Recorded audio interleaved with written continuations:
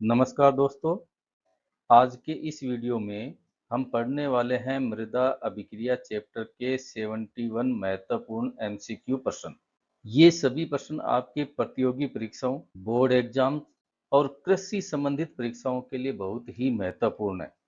हर प्रश्न के साथ आपको सही उत्तर और छोटा सा आसान स्पष्टीकरण भी मिलेगा, ताकि इसे आप वो जल्दी समझ सकें, याद कर सकें। यदि आप इस वीडियो को अंत तक देखते हैं, तो मुझे आशा ही नहीं पूर्ण विश्वास है, इस चैप्टर पर आपकी पकड़ बहुत मजबूत हो जाएगी। मल्टीपल चॉइस टाइप क्वेश्चन की सीरीज में पहला क्वेश्चन है, मृदा अभिक्रिया है, विकल्प है हाइड्रोजन व हाइड्रोक्साइड के मध्य संबंध, हाइड्रोजन व एल्यूमिनियम के मध्य संबंध, हाइड्रोजन व मैग्नीशियम के मध्य संबंध व सोडियम व एल्यूमिनियम आयन के मध्य संबंध। सही विकल्प है विकल्प ए, हाइड्रोजन व हाइड्रोक्साइड आयन के मध्य संबंध। चूंकि मृदा अभिक्रिया मृदा विलयन में उपस्थित हाइड्रोजन एवं हाइड्रोक्साइड आयनों के मध्य वह संबंध है जो मृदा की अम्लता, क्षारीयता एवं उदासीनता का निर्धारण करता है।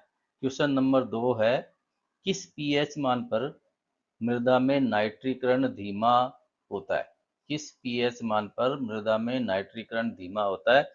विकल्प है 5.5 से कम पर, 6 से अधिक पर, 7 पर व पीएच 6 से 7.5 पर।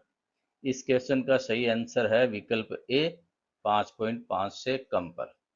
मृदा की पीएच 5.5 से कम होने पर उस मृदा में नाइट्रोजन का स्थिरीकरण करने वाले जीवाणु एजोबैक्टर की सक्रियता कम हो जाती है, जिससे मृदा में जैविक नाइट्रोजन का स्थिरीकरण नहीं हो पाता है। क्वेश्चन नंबर 3 है, मृदा पीएच किसे दर्शाता है? ऑप्शन है मृदा की उर्वरकता को, मृदा की अम्लता एवं क्षारकता को, मृदा की संरचना को और मृदा की नमी को। इसका सही आंसर है विकल्प बी, अम्लता एवं क्षारीयता को मृदा पीएच दर्शाता है। क्वेश्चन नंबर 4 है, अम्लीय मृदा को सुधारने के लिए कौन सा रसायन उपयोगी है? अम्लीय मृदा को सुधारने के लिए कौन सा रसायन उपयोगी है? विकल्प है जिप्सम, चूना, सोडियम क्लोराइड व यूरिया। सही विकल्प है विकल्प बी, चूना। चूना अर्थात कैल्शियम कार्बोनेट का उपयोग इसलिए किया जाता है कि चूना मृदा की पीएच मान को बढ़ा देता है, जिससे मृदा खेती के लिए उपयुक्त बनती है। नेक्स्ट क्वेश्चन है, क्षारीय मृदाओं को सुधारने के लिए कौन सा रसायन उपयोगी है? कौन सी मृदाओं के लिए? क्षारीय मृदाओं के लिए। विकल्प हैं जिप्सम, चूना, डीएपी व पोटाश। सही आंसर है विकल्प ए, जिप्सम अर्थात कैल्शियम सल्फेट में उपस्थित कैल्शियम आयन मृदा कोलाइड पर स्थित सोडियम धन आयन को विस्थापित कर देता है, जिससे क्षारीय मृदाओं में सुधार होता है। नेक्स्ट क्वेश्चन है, निम्न में से किस मृदा की पीएच अधिक होती है? विकल्प है अम्लीय मृदा, क्षारीय मृदा, दोमट मृदा और बलुई मृदा। आंसर है इस बी, क्षारीय मृदा। क्वेश्चन नंबर 7 है, पीएच स्केल में पाठ्यांक होते हैं। पीएच स्केल में कितने पाठ्यांक होते हैं? विकल्प ए है 0 से 10, 1 से 10, 0 से 14 और 1 से 14। सही आंसर है विकल्प सी, पीएच स्केल में 0 से 14 पाठ्यांक होते हैं। नेक्स्ट क्वेश्चन है, पीएच का पूरा नाम है? पीएच का पूरा नाम है, ऑप्शन है power of hydrogen, potential of hydrogen, power of heat और पोटेंशियल ऑफ हीट। सही आंसर है पोटेंशियल ऑफ हाइड्रोजन, यानी पीएच क्या है? हाइड्रोजन आयनों की सांद्रता। नेक्स्ट क्वेश्चन है, पीएच स्केल में कुल पाठ्यांक होते हैं। इंपॉर्टेंट क्वेश्चन है, पीएच स्केल में कुल कितने पाठ्यांक होते हैं? कुल पाठ्यांक होते हैं। विकल्प है 10, 12, 14 व 15। तो क्या होगा इसका आंसर? इसका सही आंसर है विकल्प डी, 15। पीएच स्केल में पाठ्यांक होते हैं 0 से 14, जिन जो संख्या के अनुसार हुए 15। क्वेश्चन नंबर 10 है, मृदा अभिक्रिया का पौधों पर मुख्य प्रभाव है। विकल्प है केवल वृद्धि पर, केवल उत्पादन पर, केवल रंग पर, और चौथा विकल्प है पोषक तत्वों की उपलब्धता पर। मृदा अभिक्रिया का मुख्य प्रभाव पड़ता है पौधों के भूमि से पोषक तत्वों की प्राप्ति पर। नेक्स्ट क्वेश्चन है, उदासीन मृदा का पीएच मान होता है, विकल्प है 5, 6, 7 व 8। उदासीन मृदा का पीएच मान होता है 7, तो आंसर हुआ सी। क्वेश्चन नंबर 12 है, निम्न में से कौन सा कारक मृदा पीएच को प्रभावित नहीं करता? विकल्प है पैतृक पदार्थ, मृदा की गहराई, कार्बनिक पदार्थों का विघटन व प्रकाश। इस क्वेश्चन का सही आंसर है विकल्प डी। यहाँ दिए गए विकल्पों में से पैतृक पदार्थ, मृदा की गहराई और कार्बनिक पदार्थों का विघटन मृदा की पीएच को प्रभावित करता है। क्वेश्चन नंबर 13 है, पीएच स्केल दिया था, विकल्प है एसपीएल सोरेनसन ने, न्यूटन ने, डार्विन ने, पास्चर ने। सही आंसर है विकल्प ए, एसपीएल सोरेनसन ने। पीएच स्केल किसने दिया था? एसपीएल सोरेनसन ने दिया था। कब दिया था? सन 1909 के अंदर दिया था। नेक्स्ट क्वेश्चन है, पीएच इकाई परिवर्तन दर्शाता है, विकल्प है 2 गुना, 5 गुना, 10 गुना व 100 गुना। सही विकल्प है विकल्प सी, 10 गुना। पीएच स्केल में एक इकाई परिवर्तन 10 गुना दर्शाता है। नेक्स्ट क्वेश्चन है, अम्लीय मृदाओं में जलमग्नता का प्रभाव है। जलमग्नता क्या है? मिट्टी में पानी भरने पर मिट्टी के कणों के मध्य स्थित रंध्रावकाशों में वायु की जगह पानी भरना। पीएच मान में वृद्धि, पीएच मान में कमी, पीएच मान स्थिर, पीएच में कोई परिवर्तन नहीं। विकल्प सही है ए, अम्लीय मृदाओं में जलमग्नता के कारण पीएच के मान में वृद्धि होगी। क्वेश्चन नंबर 16 है, क्षारीय मृदाओं में जलमग्नता का प्रभाव है। विकल्प है पीएच मान में वृद्धि, पीएच मान में कमी, पीएच मान स्थिर, पीएच में कोई परिवर्तन नहीं। सही विकल्प है विकल्प बी, पीएच मान में कमी। क्षारीय मृदाओं में जलमग्नता के कारण पीएच मान में कमी होती है, क्योंकि कार्बनिक पदार्थों के विघटन से मृदा में कार्बनिक अम्लों का निर्माण होता है। नेक्स्ट क्वेश्चन है, निम्न में से कौन सी फसल मृदा पीएच का मान कम करने में सक्षम होती है? विकल्प है गेहूं, जौ, बाजरा व चना। इस क्वेश्चन में पूछा गया है कि किस फसल को बोने पर मृदा की पीएच मान में कमी होती है। यहाँ पे गेहूं, जौ व बाजरा, ये तीनों घास की फसलें हैं। कौन सी फसलें हैं? घास की फसलें हैं, घास प्रजाति की फसलें हैं। लेकिन चना दलहनी फसल है। इस क्वेश्चन का सही आंसर है विकल्प डी, चना। दलहनी फसलों को मृदा में बोने पर मृदा की पीएच का मान कम होता है। नेक्स्ट क्वेश्चन है, निम्न में से चूना का सूत्र है। विकल्प है calcium carbonate, calcium sulphate, sodium chloride व पोटेशियम सल्फेट। सही आंसर है विकल्प A, calcium carbonate CaCO3। Question number 19 है, जिप्सम का सूत्र है। विकल्प है CaCO3, CaSO4, NaCl और K2SO4। सही विकल्प है विकल्प बी, CaSO4। नेक्स्ट क्वेश्चन है, अम्लीय मृदा की पीएच होती है। विकल्प है 7 से कम, 7 से अधिक, 7 व 14। इसका सही आंसर है विकल्प ए, अम्लीय मृदाओं की पीएच 7 से कम होती है। नेक्स्ट क्वेश्चन है, क्षारीय मृदाओं की पीएच होती है।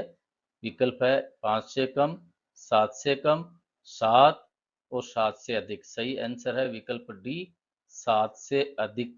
इंपॉर्टेंट क्वेश्चनों की कड़ी में अगला क्वेश्चन है, मृदा अभिक्रिया का मापन किया जाता है। मृदा अभिक्रिया का मापन किसके द्वारा किया जाता है? विकल्प है पीएच, ताप से, नमी से और ईसी से। सही आंसर है विकल्प ए, पीएच से। नेक्स्ट क्वेश्चन है, मृदा में सूक्ष्म जीवों की सक्रियता निर्भर करती है। विकल्प पीएच पर, जल पर, ताप पर और वायु पर। सही आंसर है विकल्प ए, पीएच पर।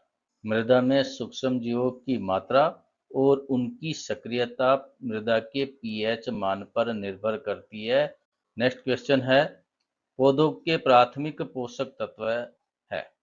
ऐसे पोषक तत्व जिनकी पौधों को ज्यादा आवश्यकता होती है उनको प्राथमिक पोषक तत्व कहते हैं। विकल्प है नाइट्रोजन, फास्फोरस, पोटेशियम, उपरोक्त सभी। सही आंसर है विकल्प डी। ये जो तीनों विकल्प हैं वो पौधे के प्राथमिक पोषक तत्व हैं, इसलिए विकल्प डी सही आंसर है। नेक्स्ट क्वेश्चन है, पौधों के लिए द्वितीय पोषक तत्व है। विकल्प है सल्फर, कैल्शियम, मैग्नीशियम, उपरोक्त सभी। सही आंसर है विकल्प डी। ये सभी पौधे के द्वितीयक पोषक तत्व है। नेक्स्ट क्वेश्चन है, सूक्ष्म जीवों के लिए उपयुक्त पीएच का मान है। विकल्प है 6 से 7, 3 से 5, 10 से 14 और 0 से 1। सही आंसर है विकल्प ए 6 से 7। मृदा की 6 से 7 पीएच रेंज सूक्ष्म जीवों के लिए उपयुक्त मानी गई है। नेक्स्ट क्वेश्चन है, पौधों एवं फसलों के लिए उपयुक्त पीएच का मान है। विकल्प है 3 से 5, 10 से 14, 6.5 से 7.5 व 0 से 1। सही आंसर है विकल्प सी 6.5 से 7.5 की पीएच रेंज पौधों एवं फसलों के लिए अच्छी मानी गई है। नेक्स्ट क्वेश्चन है, फिंगर एंड टो रोग किस कुल की फसलों में अधिकता से होता है। फिंगर एंड टो रोग अम्लीय मृदाओं में फसलों को बोने पर होता है और ये रोग पौधों की जड़ों और उसकी पत्तियों में होने वाला रोग है। तो ये रोग किस कुल की फसलों में अधिकता से होता है। विकल्प है क्रूसीफेरी, मालवेसी, सिट्रस कुल व सोलेनेसी। इसका सही आंसर है विकल्प ए क्रूसीफेरी कुल, जिसे ब्रेसिकेसी कुल के नाम से भी जाना जाता है और इसमें सरसों, मूली, शलजम, गोभी ये आते हैं। नेक्स्ट क्वेश्चन है, मैग्नीज की कमी से जई की फसल में होने वाला रोग है। जई की फसल में मैग्नीज की कमी से होने वाला रोग है। विकल्प है फिंगर एंड टो, ग्रेफ्लेक, टेकाल व पोटैटो स्कैब। सही विकल्प है विकल्प जई की फसल में भूरा धब्बा रोग किसकी कमी से होता है। मैग्नीज की कमी से होता है। नेक्स्ट क्वेश्चन है, किस पीएच मान पर मृदा के भौतिक गुण अच्छे होते हैं। विकल्प है 5, 6, 7 और 10। सही आंसर है विकल्प सी 7। उदासीन पीएच 7 पर मृदा के भौतिक गुण जैसे मृदा के कणों के मध्य रंध्र अवकाश, मृदा के कणों का दानेदार होना, मृदा की जल धारण क्षमता, ये भौतिक गुण है, ये उदासीन पीएच पर अच्छे होते हैं। नेक्स्ट क्वेश्चन है, क्षारीय मृदाओं में मृदा कणों के महीन होने का प्रभाव है। विकल्प है बीज संयुक्त स्तर में कड़ी परत का निर्माण होना, पृष्ठ मृदा का संरचना रहित होना, विकल्प सी है मृदा अपर्दन होना, उपरोक्त सभी। सही विकल्प है विकल्प डी उपरोक्त सभी। क्षारीय मृदाओं के कणों के बारीक होने पर मृदा का बीज संयुक्त स्तर, जिसे संचयन संयुक्त स्तर भी कहा जाता है, उसमें कड़ी परत बन जाती है।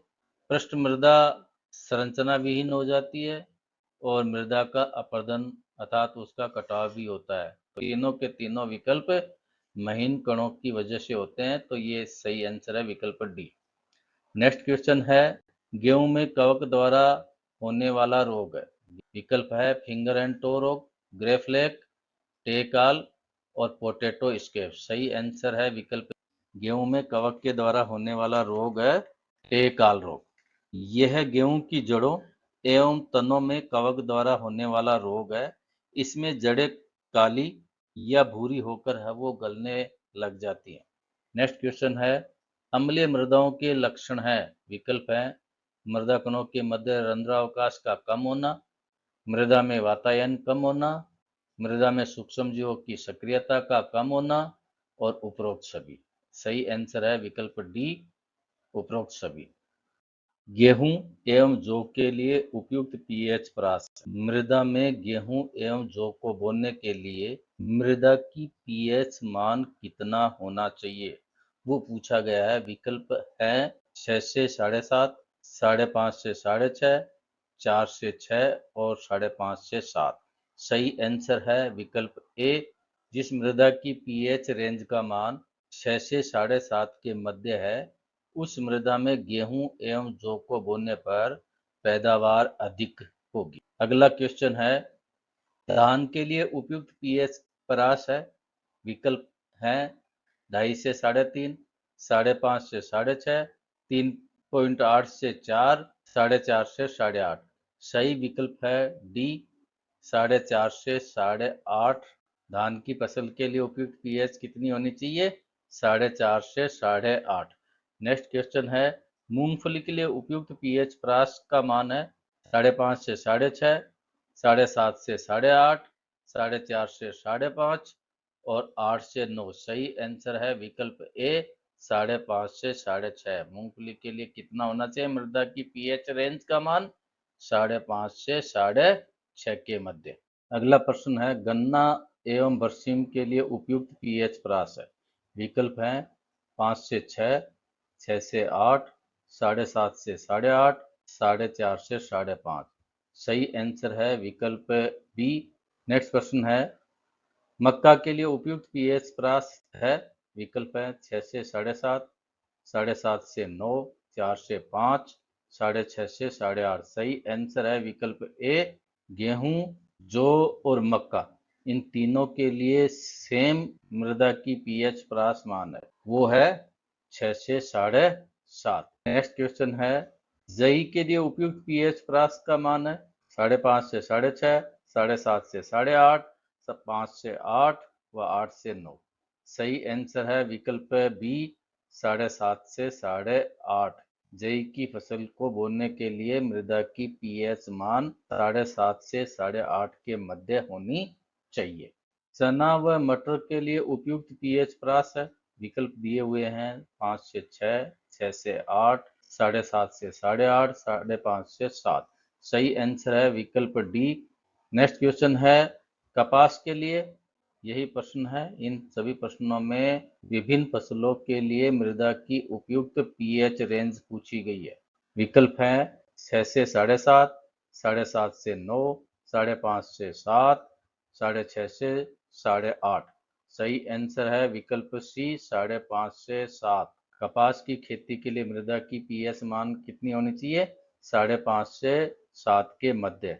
नेक्स्ट क्वेश्चन है, आलू व चाय के लिए उपयुक्त पीएच परास। विकल्प है 5.5 से 6.5, 7.5 से 8.5, 5 से 8 व 4 से 6। सही आंसर है विकल्प डी 4 से 6। एजोबैक्टर जीवाणु के लिए उपयुक्त पीएच परास है।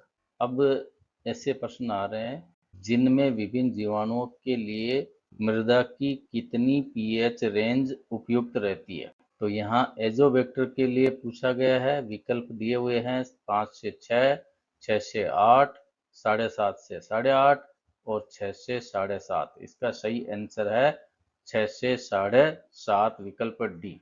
एजोबैक्टर जीवाणु नाइट्रोजन का स्थिरीकरण करता है और ये लगभग उदासीन पीएच मान पर सक्रिय रहता है। नेक्स्ट क्वेश्चन है, कवक के लिए उपयुक्त पीएच मान है 3 से 9, 7.5 से 9, 5.5 से 7 और 6.5 से 8.5। सही आंसर है विकल्प ए 3 से 9। नेक्स्ट क्वेश्चन है, एक्टिनोमाइसिटीज के लिए उपयुक्त पीएच परास है। विकल्प है 5.5 से 6.5, 7.5 से 8.5, 5.5 से 7.5 और विकल्प डी है 4 से 6। सही आंसर है विकल्प सी। एक्टिनोमाइसिटीज शुष्क भूमि एवं मृदा की निचली तह में अधिक वृद्धि करते हैं। ग्रीष्म ऋतु में जब भूमि अच्छी तरह गर्म हो जाती है, वह पहली वर्षा के बाद भूमि में सौंधी सौंधी सुगंध आती है। वो सुगंध एक्टिनोमाइसिटीज के कारण से ही आती है। पहली वर्षा ऋतु होने के बाद मृदा से जो सौंधी सौंधी सुगंध आती है, उसका कारण क्या है? उसका कारण है एक्टिनोमाइसिटीज। प्रोटोजोआ के लिए उपयुक्त पीएच परास है। विकल्प है 5 से 6, विकल्प बी है 6 से 8, विकल्प सी है 7.5 से 8.5, विकल्प डी है 6 से 7.5। सही आंसर है विकल्प बी 6 से 8। प्रोटोजोआ भूमि की ऊपरी सतह पर रहकर खाद का विघटन करता है और इसके लिए मृदा की पीएच मान 6 से 8 के मध्य उपयुक्त मानी गई है। नेक्स्ट क्वेश्चन है, शैवाल के लिए उपयुक्त पीएच परास है। विकल्प है 3 से 9, 7.5 से 9, 5.5 से 7.5, 6.5 से 8.5। सही आंसर है विकल्प सी 5.5 से 7.5। नेक्स्ट क्वेश्चन है क्लोस्ट्रीडियम के लिए उपयुक्त पीएच परास है। विकल्प है 3 से 7, 7.5 से 8.5, 5.5 से 7.5 और 4 से 6। सही आंसर है विकल्प ए 3 से 7। क्वेश्चन नंबर 49 है मृदा की उभय प्रतिरोधक क्षमता अर्थात बफरिंग कैपेसिटी का संबंध किससे है। विकल्प है जल धारण, पीएच परिवर्तन से, तापमान से, वातायन से। सही आंसर है विकल्प बी पीएच परिवर्तन से। मृदा में जब कोई अम्लीय या क्षारीय पदार्थ मिलाया जाता है तब मृदा भी बफर विलयन के समान अपनी पीएच के मान में होने वाले परिवर्तन का प्रतिरोध करती है। मृदा के इसी गुण को मृदा की बफरिंग कैपेसिटी अर्थात उभय प्रतिरोधन क्षमता कहते हैं। तो मृदा की उभय प्रतिरोधन क्षमता का सीधा सा संबंध है पीएच परिवर्तन से। नेक्स्ट क्वेश्चन है किस मृदा में पीएच परिवर्तन सबसे धीमा होता है। विकल्प है बलुई, चिकनी, कंकरीली और पथरीली। सही आंसर है विकल्प बी चिकनी मृदा में। नेक्स्ट क्वेश्चन है मृदा की उभय प्रतिरोधक क्षमता किससे बढ़ती है। मृदा की उभय प्रतिरोधक क्षमता किससे बढ़ती है। विकल्प है रेत, चिकनी मृदा और ह्यूमस, तापमान, वर्षा। सही विकल्प है विकल्प बी चिकनी मृदा और ह्यूमस। सबसे कम बफरिंग कैपेसिटी किस मृदा की होती है। विकल्प दिए हुए हैं चिकनी, दोमट, बलुई और काली। किस मृदा की बफरिंग क्षमता सबसे कम होती है। सही आंसर है विकल्प सी बलुई मृदा की। नेक्स्ट क्वेश्चन है मृदा में बफरिंग कैपेसिटी क्रिया है। मृदा की उभय प्रतिरोधन क्षमता किस प्रकार की क्रिया है। विकल्प है भौतिक, रासायनिक, जैविक और यांत्रिक। सही आंसर है विकल्प बी रासायनिक। बफरिंग कैपेसिटी किस प्रकार की क्रिया है। रासायनिक क्रिया। क्वेश्चन नंबर 54 है मृदा की बफरिंग कैपेसिटी का मुख्य कार्य। मृदा की उभय प्रतिरोधन क्षमता का मुख्य कार्य क्या है। विकल्प है पोषण स्थिरता, आयन संतुलन, पीएच नियंत्रण, उपरोक्त सभी। सही आंसर है विकल्प डी उपरोक्त सभी। क्वेश्चन नंबर 55 है पीएच एवं पीओएच का योग होता है। विकल्प दिए हुए हैं 8, 10, 12 और 14। सही आंसर है विकल्प डी 14। पीएच एवं पीओएच का योग 14 होता है। नेक्स्ट क्वेश्चन है 50% बेस संतृप्ति पर मृदा की बफरिंग कैपेसिटी होती है। विकल्प है अधिक, मध्यम, न्यून, इनमें से कोई नहीं। सही आंसर है विकल्प ए अधिक। नेक्स्ट क्वेश्चन है पीएच में पी से क्या अभिप्राय है। विकल्प है प्रेशर, पोटेंच, पैरामीटर, पैकेट। सही आंसर है विकल्प बी पोटेंच। पीएच स्केल होता है। विकल्प दिए हुए हैं लघु गुणकीय, अंकगणितीय, जैविक, इनमें से कोई नहीं। सही आंसर है विकल्प ए लघु गुणकीय। पीएच स्केल हाइड्रोजन आयनों की सांद्रता को दर्शाता है। ये सांद्रता बहुत बड़े रेंज में बदलती है, इसलिए पीएच स्केल को लघु गुणकीय बनाया गया है। नेक्स्ट क्वेश्चन है अम्लीय बफर है एसिटिक अम्ल व सोडियम एसीटेट का मिश्रण, sodium hydroxide plus NH4Cl, ammonium acetate, इनमें से कोई नहीं। अम्लीय बफर का एग्जाम्पल पूछा गया है तो इसका सही विकल्प है विकल्प ए एसिटिक अम्ल व सोडियम एसीटेट को मिलाने पर अम्लीय बफर बनता है। नेक्स्ट क्वेश्चन है क्षारीय बफर है।